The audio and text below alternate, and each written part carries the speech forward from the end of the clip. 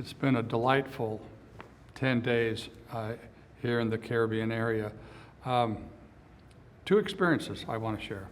One was in a devotional. There was a small choir singing, and as I looked at them and I was listening to them, I had the impression that I was seeing very literally the future of the church in the Dominican Republic. And as if I could sort of perceive their future, that these young people were going to serve missions. They were going to come home and they were going to be married in the house of the Lord, and they were going to raise their family, and that there was a strength and a goodness about them that the Lord would amplify and continue to build his kingdom with the next generation and the next generation. And I felt in awe to be in the presence of such great saints. The second experience I would share would be, we've had the chance to shake hands a lot after the meetings, and it's such a joy. And shaking hands, as I had the feeling, as if the Lord were saying, now you know why I love these people so much.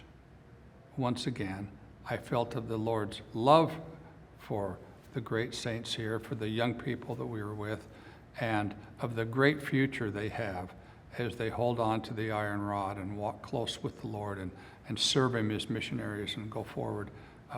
Those two experiences were very sacred to me. I hope I'm not out of line of sharing them, but I just felt of his love and of the great and glorious future that awaits these wonderful young people.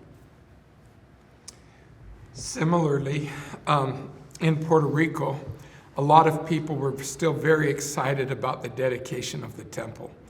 And I went to church in one of the wards, and a man stood up to bear his testimony, and he said that he had just shaved his mustache, bigote. He'd just shaved his mustache that he'd had for 52 years. And he said, I shaved it because now I'm going to be an obrero en el templo. I'm going to be a temple worker. And I just thought that was just the simplest, smallest sacrifice, but it showed where his heart was. And he wanted to be able to help in the temple. Last night, I had the chance to be with an Area 70 here in the Dominican Republic. His name is Elder Paul Jean Baptiste, and he's originally from Haiti. And as we were traveling to the chapel, he was telling me some of the struggles and some of the challenges that the people have there. And he talked about how hard it has been for the saints and the missionaries.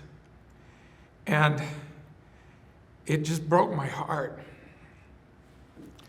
And then this morning, when I was with the youth, I was still feeling this sadness because of the challenges that are being faced by people right here in this area.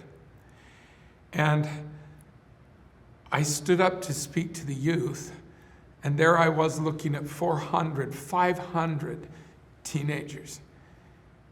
And I realized this is the solution to the problem. The solution to the problem is these youth who are growing up in the gospel, who love the Lord, who are willing to sacrifice for him.